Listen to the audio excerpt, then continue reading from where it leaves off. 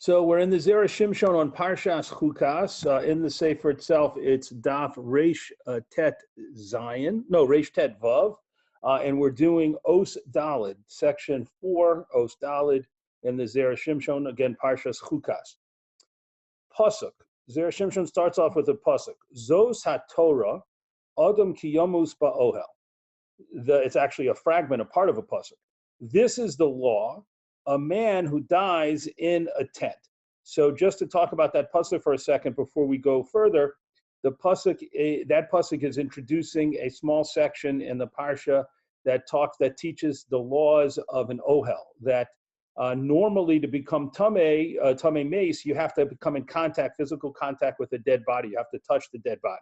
But let's imagine that there is a dead body in a tent, or in our terms, in a house, and you enter into that tent or you enter into that house, then the Torah is teaching here that you would become tamei, similar to, equivalent to if you had actually touched the body, and you would be tamei for 7 days, again, just like as if you had come in physical contact with the body. So that's what this pasuk is talking about. Again, Zos HaTorah, this is the law.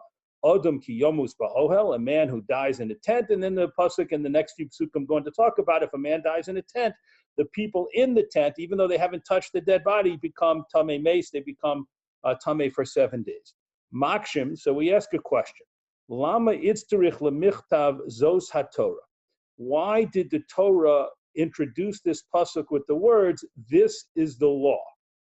The Adam ki yomus ba'ohel, because if it had started with the words, a man who dies in a tent, lechude, by itself, if it had just started with that phrase, sagi, that would have been sufficient, right? If you take out the words, zos haTorah, this is the law, and you just start the pasuk with, when a man dies in a tent, and you continue on by saying, the people in the tent all become tamei, you would have taught, the Torah seemingly would have taught everything it wanted to teach.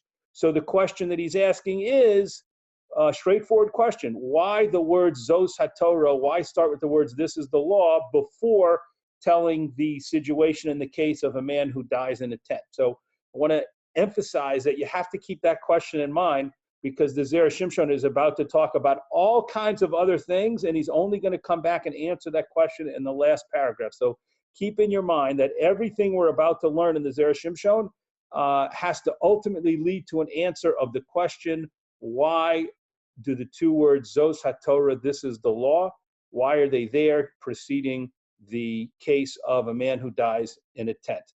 Adam ki yomus ba'ohel. Okay? Keep that in the back of your mind as we learn some incredibly fascinating and unusual things from the Zera Shimshon. Uladidan, and according to us, Yuvan Shapir, this can be understood clearly. What we say in a Gemara in Masechta Ksubas, Perak Yud Beis, the 12th Perak, Daf Kuf Gimel Amud Beis, the Gemara says, makes an amazing statement. Keshemes Rebbe Batla Kedusha.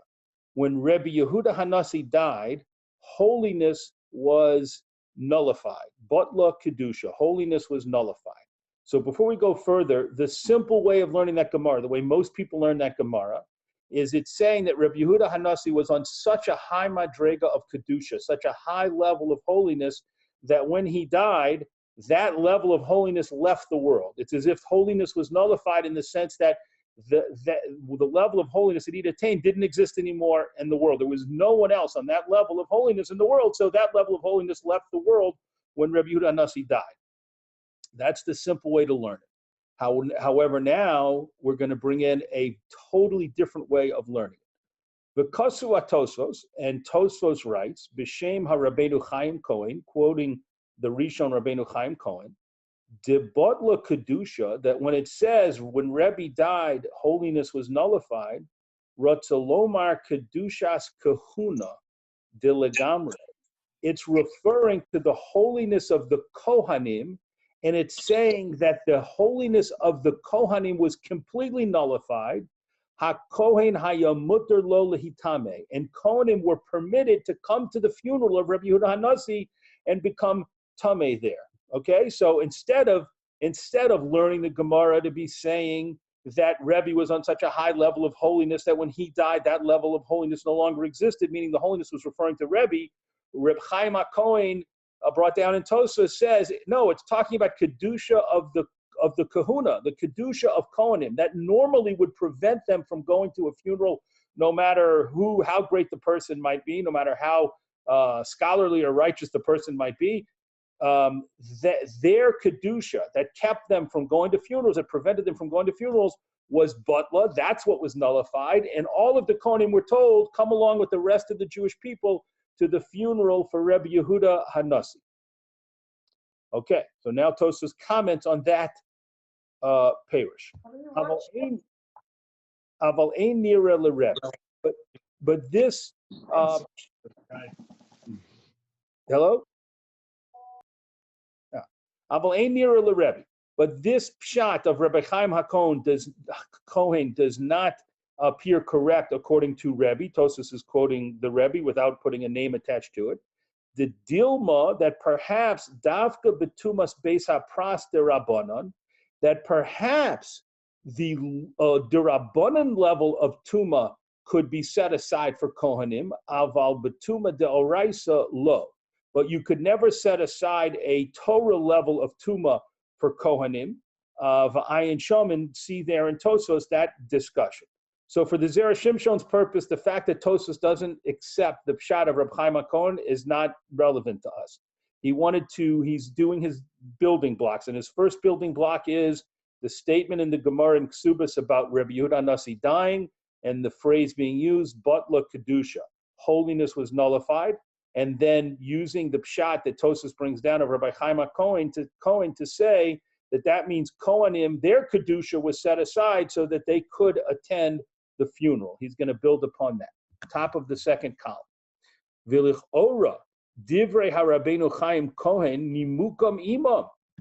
And it would appear at first glance that the words of Reb Chaim Kohen have their strength within them, meaning that we're going to support it. You're going to see that there's a support for his words. Lefi masha kosav hashach, according to what was written in the Shach's commentary on the Torah, al pasuk, on the pasuk, hanogea b'meis l'chol nefesh adam.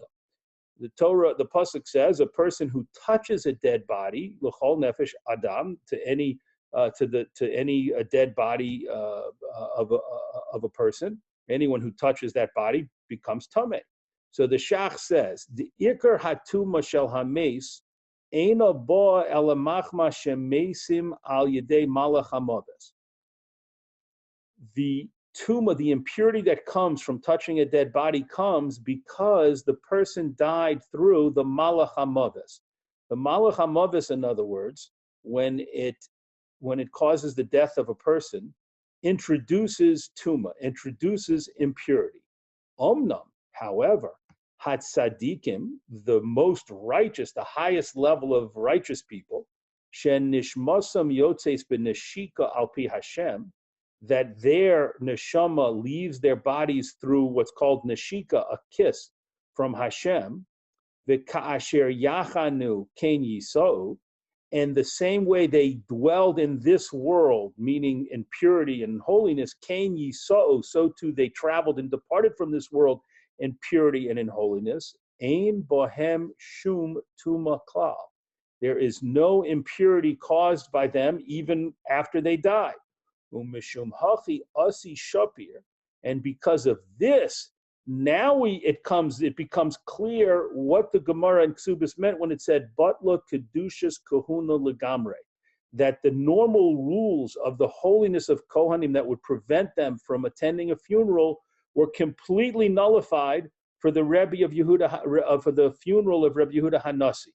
So now we have a tremendous chiddush.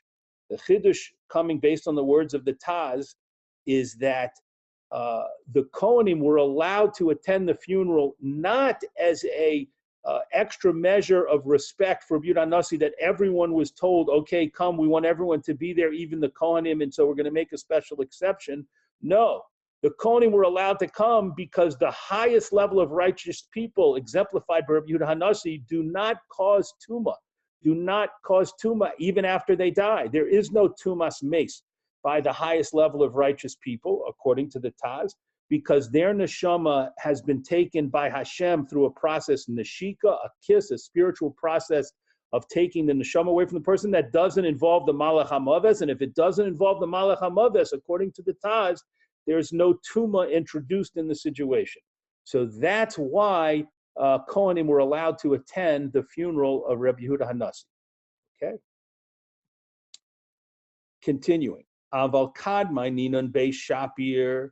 However, after we analyze the situation more carefully, efshar lomar came, where it's impossible to say this explanation. Shahare milanu godol mi Yosef HaTzadik, because who's a bigger tzaddik than Yosef HaTzadik in the Torah? Shelo nisasek bo ela Moshe, that no one was involved in his preparation of his bones and taking his bones to Eretz Yisrael except for Moshe. He was such a tzaddik, he was on such a high level, Yosef, that his remains could only be handled by and dealt with by Moshe Rabbeinu himself, personally. Umi Moshe shelokach atzmos Yosef, and from Moshe, who took the bones of Yosef, Gamrinon, we learn shahatame mace, that someone who is tame mace, vehames atzmo, and the dead body itself, mutarim, are permissible b'machane levia, in the camp of the Levium, kedamrinim perak gimel de sota, as we say in the third parak of Maseches Sota, va'ayin sham, and you should look over there. So what that Gemara says is as follows: that when Moshe Rabbeinu involved himself with the bones of Yosef, the Gemara says he didn't do that in some far-off place removed from the camp. He took personal responsibility for the Atzmos Yosef, and he brought them to his home. The Gemara says he brought them home with him. He brought them to his house so that he could, again, have personal supervision and personal care over the remains of Yosef HaTzadik. And so the Gemara says, based on that, of what Moshe Rabbeinu did, we can learn that in the camp of the Levium, even though it was on such a high level of spiritual purity, and the Levium had to be very careful, the Kohanim, the Levium, everyone who was going to work in the Ohel Moed and the Mishkan, had to be so careful about the laws of Tum and Tara. Still, it was permissible, the Gemara says, to bring the bones of Yosef into the Machane Levia. V'iyamart shahat tzadikim ena mitamim, and if you say, like the Taz that he brought down a few moments ago says, if you say that tzadikim are not mitamim, they don't cause tuma, hechi gamrinon mi Yosef l'shar mesim, how can we learn from the case of Yosef's remains to the case of other dead bodies? V'halo Yosef hayet tzadik. According to the Taz's reasoning, Yosef was such a tzaddik, v'lo hayemitame, and he didn't cause tuma. So the Gemara should not, if the Taz's reasoning is correct, the Gemara should not have been able to say, we learn from the fact that Moshe took Yosef HaTzadik's remains into the Machane Levia, that it's permissible to bring a dead person and a Tamei Meis person into that camp. The Gemara never should have said that, because what the Gemara should have said, if the Taz is correct, is Yosef HaTzadik was an exception because his body didn't cause tuma. But that's not what the Gemara said.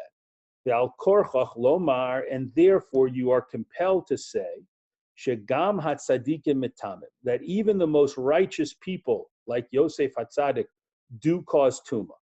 Ve'od, and more so, she'af midivrei haRabbeinu Chaim atzmo muchachachi, from the words of Rabbeinu Chaim HaKohen in Tosfos that kind of started this whole line of reasoning off, from his own words, it proves this point.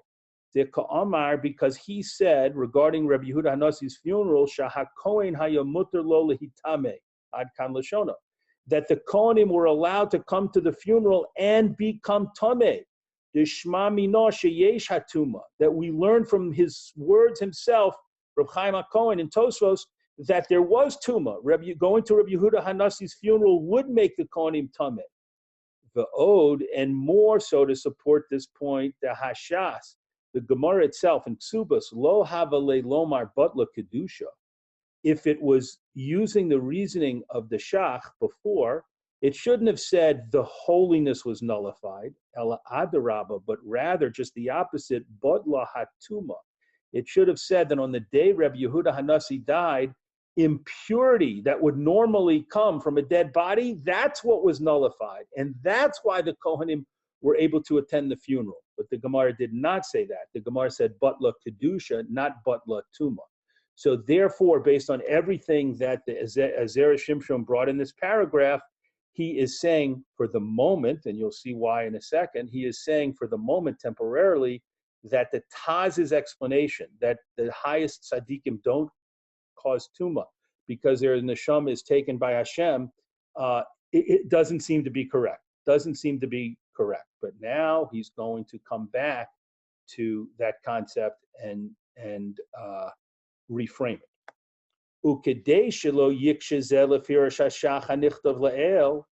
And in order that we don't use what we just said as a kasha against the shach, the hatama rabba ka'amar, because he had given such a strong reason. The Taz had made such a strong point, according to the Zera Shimshon, that tuma is caused by the malach hamaves. So when the malach hamaves isn't involved, there shouldn't be tuma. V'od sha'af meforshim acherim kasvu, and also other meforshim besides the shach say shahat tzadikim she'ena mesim ayidei malach hamaves ena mitamim. They say the same idea that he says, which is that tzadikim whose death is not caused by the malach hamaves do not cause tuma.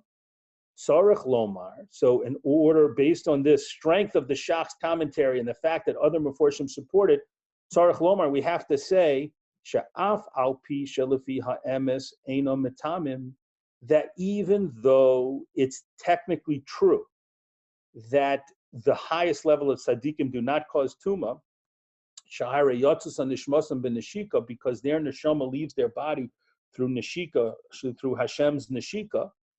Im kol zeh lo rotza hakosav lachlot beinehem. The Torah did not want to distinguish between righteous people and say some righteous people when they die cause tuma and some righteous people when they die don't cause tuma, because these tzaddikim are on a higher level than these other tzaddikim. The Torah didn't want to do that. Bishvil shelo lechalek bein tzaddik letzaddik, because it did not want to start distinguishing between one tzaddik and another tzaddik. Kede amrinon hasam, as the Gemara itself says over there, Big Subas, again in Masechta Subas, but Perak HaNizkar Le'el, in the same 12th Perak that we mentioned before, on Daf Kuf Gimel Amud Aleph this time. Amazing Gemara. The Rebbe called Bei Shimshei Asa Lebeise. The Gemara says that Rabbi Yehuda Hanasi, after he died, on every Bein Hashmoshos on Friday evenings, he Asa Lebeise, he would come to his house. Okay, I want to emphasize here what the Gemara is saying, that Rabbi Yehuda Hanasi, after he died, would visit his family and come to his home on Friday Bein Hashmoshos time, v'chule, etc. And I'll tell you what the Gemara says in a moment. V'su lo asa, and something happened where after that event he no longer came. Kedei shelo lahotzi laz al tzadikim harishonim, in order not to bring out bad words or slander or gossip about the earlier tzaddikim. So let me tell you what this incredible Gemara says. The Gemara is talking about the things that happened before and after Rebbe died, Rebbe Yehuda Hanasi. So it says that Rebbe Yehuda Hanasi told his family, as he knew he was close to death, he said to them, leave my lamp and my table and my bed or my couch set just as they are when I was alive. After I die, leave my bed and my table and my lamp, set them up exactly the way they were when I was alive. Then the Gemara says, what they did, the family didn't understand why he wanted them to do that, but they did it. And the Gemara says, so the first Friday night after he died, Rebbe appeared in the house. Okay, Rebbe, who had died, appeared in some form in the house, and he gravitated to this area where he had spent his time learning and writing and davening, apparently, like his study, and he would go to the the couch and the table and the lamp, and that's where he would be.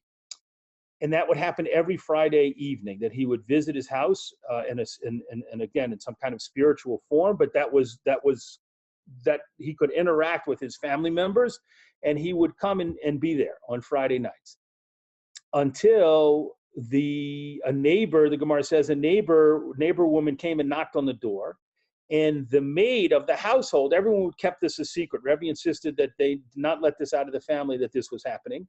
And a maid ran to the door as this neighbor woman was knocking, and she said, "Quiet, quiet, Rebbe is here." And then the woman heard that and said, "Rebbe is here, Rebbe died. What do you mean Rebbe is here?" And so the Gemara says, Rabbi Hanasi then saw that the secret was out, that he was visiting his family after his death, and therefore he no longer came on Friday evenings anymore. Why? And this is what's vital for the Zera Shimshon's purposes. Kedei, back to the text, Kedei shelo lahotzi laz al tzadikim harishonim. In order that people would not gossip about the earlier tzaddikim, and they would say, those people weren't really so righteous. Rabbi Yehuda Anasi was so righteous and so much more righteous than them that he was able to spiritually revisit this world after his death. Those other tzaddikim and tzaddikim in the time of Rebbe who died must not have really been so righteous. They were really kind of fakers in a way, because, or certainly not on the level of the real holy level.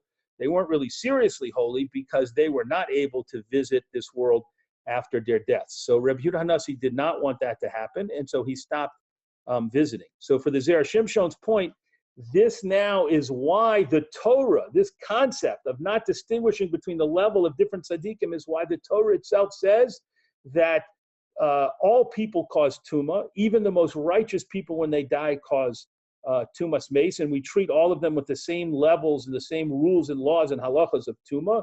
However, kind of on the side secretly, according to the Zera Shimshon, we know, according to the Taz, that the most righteous people actually don't cause tumah because their death was not caused by the malach hamavis.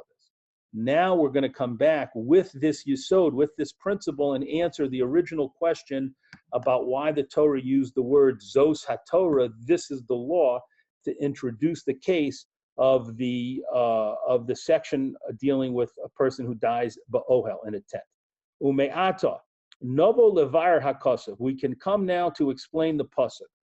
Zos haTorah, adam v'chulei. This is the law, a man, etc., meaning a man who dies in a tent.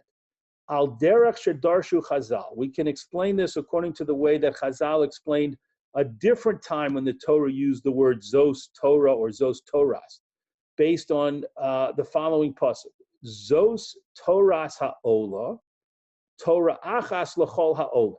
The Torah says this is the law of the korban olah, of the completely burnt offering.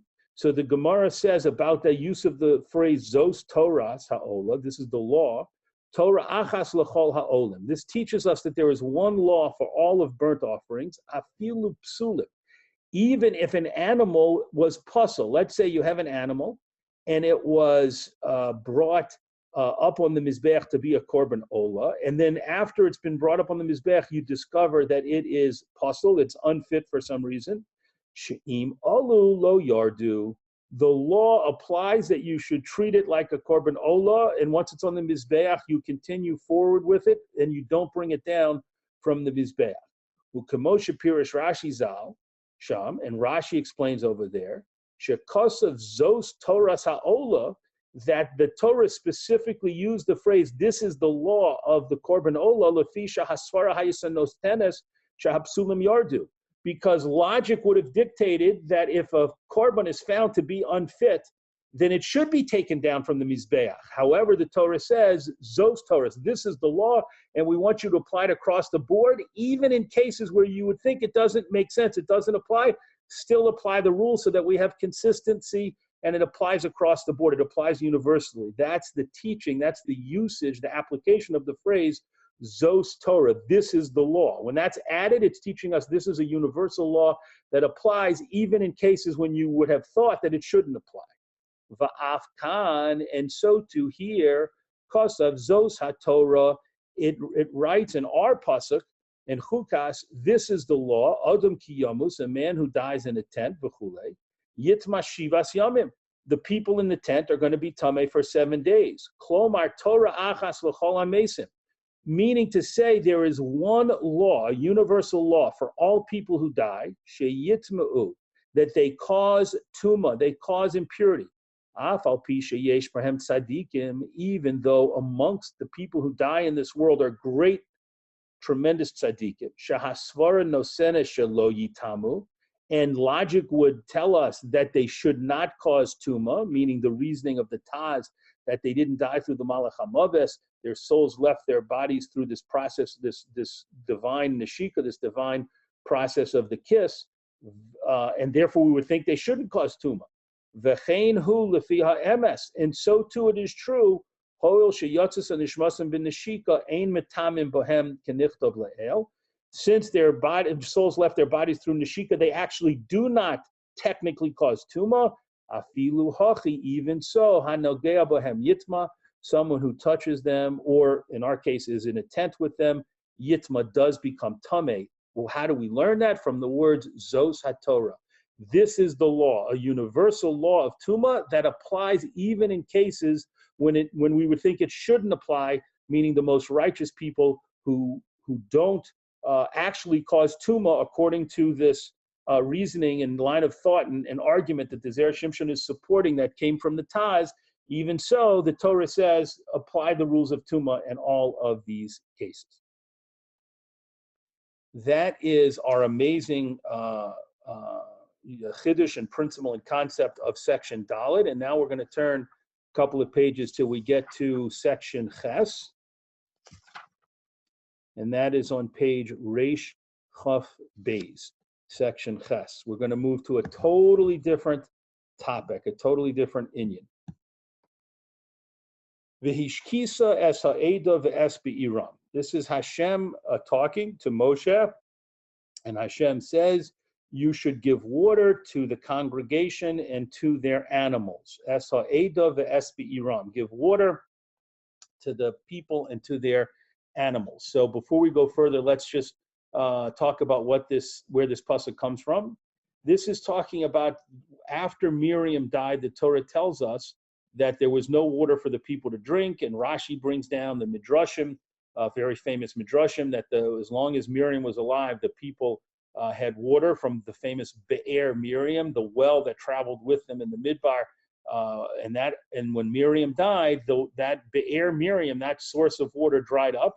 And so right after Miriam died, the Torah says that the people didn't have water and they were thirsty and they complained.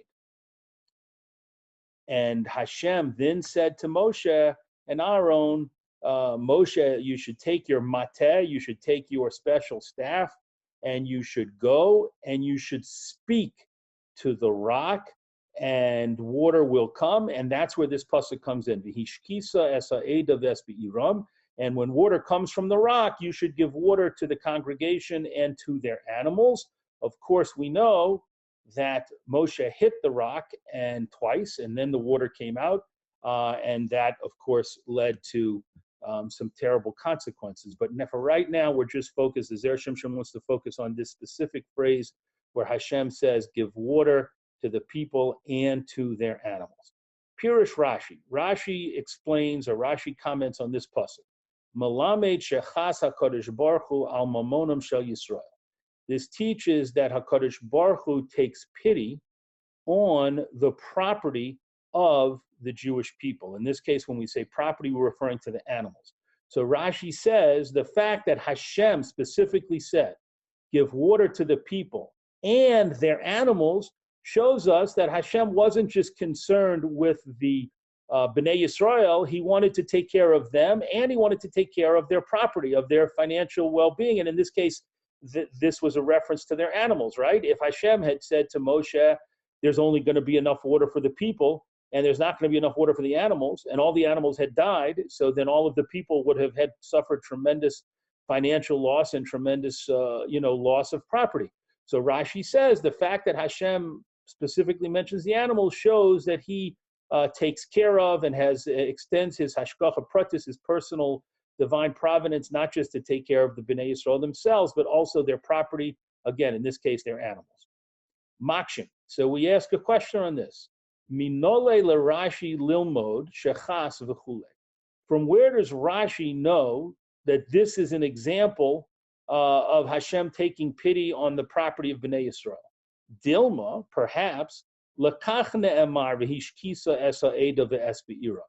But maybe the reason Hashem said, give water to the congregation and to their animals, Ki kach hayasa she'elas Yisrael is specifically because this is what Bnei Yisrael asked. This was their bakasha. This was their request. A few psukim before this pasuk, she'amru, because they said, Lama namus anachnu uve'irenu. Why should we and our animals die? Right? There was no water to drink after Miriam died, and so the people complained, as we said. And the people specifically mentioned their animals, and they said, why should we die and have our animals die? And so Zera Shimshon says, okay, Hashem might easily, the explanation for why Hashem said to Moshe, give water to the people and to their animals, could easily be explained as a response directly to the bakasha, to the request of the Jewish people. The Jewish people said they want water for themselves and their animals, so tell them that Hashem is granting their request and they're going to get water for themselves and their animals. That would have been a fine explanation, apparently, and we don't need, the question on Rashi is, we don't need to come up with this principle, this concept of Chas HaKadosh Baruch Hu Amamonon Shel Yisrael, that Hashem takes a special interest in protecting the property of the Jewish people, certainly maybe in other cases, but not in this case where we would have had an easier, simpler explanation. The people requested it, so that's what Hashem did to meet their request.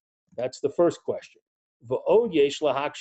And we can also ask another question, de milsa de pshitahi, that it is an obvious thing, shehakadosh baruch hu nosein lechol birya dai machsoro, that Hashem gives to every creature sufficient for its needs, sufficient to what it lacks.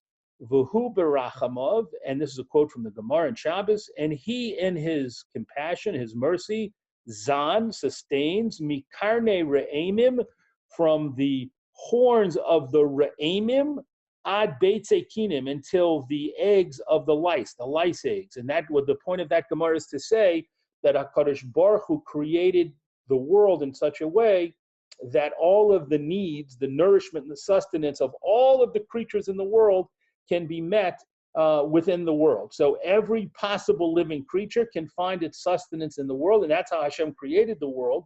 So the fact that the pasuk says that Hashem said, I want the water to go to the people and their animals, that is milsa de pshita, the Zera Shimshon says. It's obvious that, of course, Hashem wants the animals to live. Hashem provides sustenance for all creatures. So again, the point of the question is, pointed at Rashi, why does Rashi feel the need to come up with this concept of HaKadosh Baruch Hu wants to take pity and take special care of the animals of the Jewish people, when we could explain the pasuk in two very different ways, simple explanations, give the pasuk very simple explanations without coming on to that principle. That's the issue that he would like to resolve.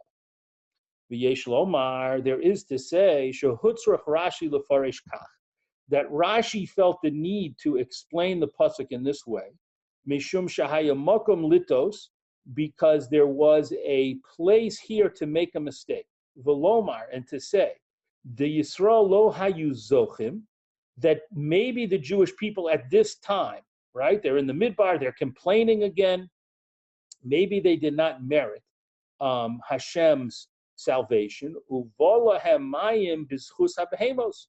You might think maybe the water came to them, to the people, in the merit of the animals, meaning Hashem said, if it was just the people, I wouldn't give them water. They don't deserve it.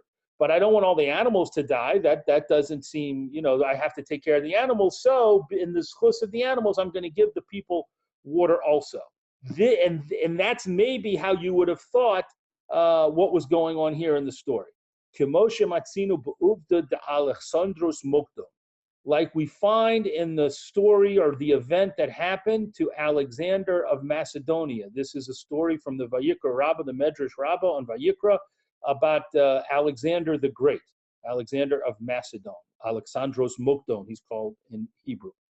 Over there, what goes on, just to tell you so you'll understand the phrase that's going to be quoted from that Midrash, what's going on over there is that Alexander visits a country or visits a people, and he watches a case get judged, and he tells the judge, who's the leader of the people, he says, back in Macedonia, we never would have judged the case so fairly and so generously, so compassionately. So the judge says, well, what would you have done? He said, simple. If two people were arguing over property and treasure, it was a case that involved gold and treasure, we would simply kill both litigants and we would take the property for ourselves. That's how we would handle it. That would be our justice system back in Macedonia. So the judge and the leader of the people says, Chayechon begin be'ira. If that's how you judge cases, then in your country, your lives are dependent upon your animals. The kikmatra nachis, that it's because of the animals that the rain falls in your country. Meaning, the point of that medrash is that Alexander of Macedonia, even though he was this great leader, great conqueror, great everything, the sage was saying to him, if you are such an immoral and corrupt person, and that's the kind of justice system you have in your country, then the only reason your people receive rain isn't in their merit, it must be in the merit of the animals, and because HaKadosh Baruch Hu wants the animals to stay alive, the people also benefit from getting the rain.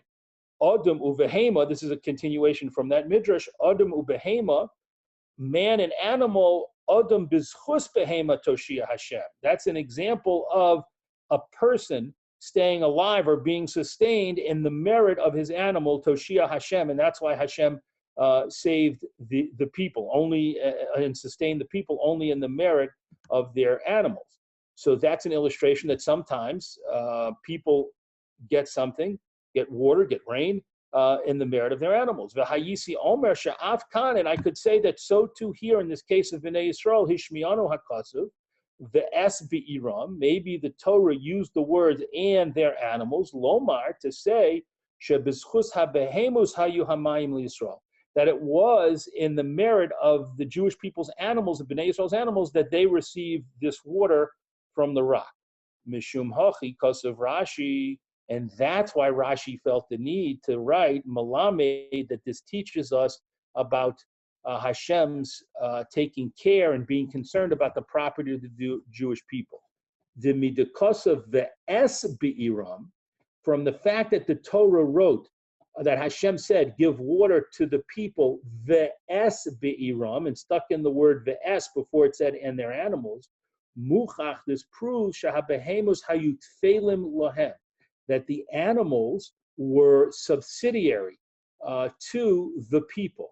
The ilav hachi, because if it wasn't that, meaning if it was that the animals were really the ones who deserved the water, hayalolomar v'hishkisa es ha'eda uvi'iram, then the Torah should have left out the es before animals, and it should have said, give water to the people and their animals, which would have implied that at the very least they're on the same level. Give the water to the people and their animals, meaning the people have sunk so low they're on the same level as the animals, and it's only because of the animals that they're getting the water. Kamosha Amru Yisrael, just like the Jewish people themselves had said, Lamus Sham Anachnu Uvi'irenu, the people said, we don't have water, so we're going to die, us and our animals, below S, without the S.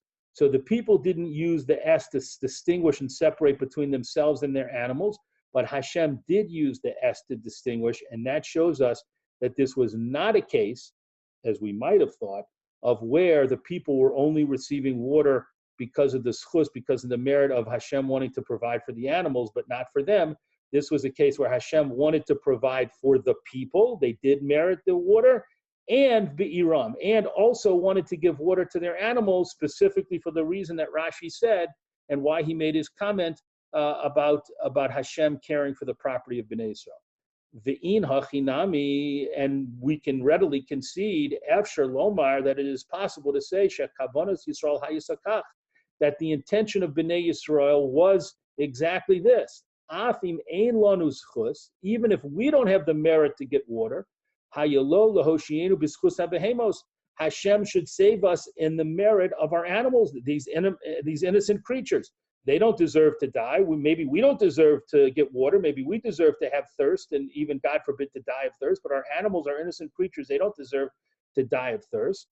V'hayadai shehakadosh baruch hu yashiv, and it would have been enough for Hashem to reply, v'hishkisa es ha'eda. If Hashem wanted to, he could have just said to Moshe, give water to the people. V'su lo, and no more, not mention the animals at all. Umamela yishtu habehemos nami, and if the people had water, then of course in the end the animals would have had something to drink also.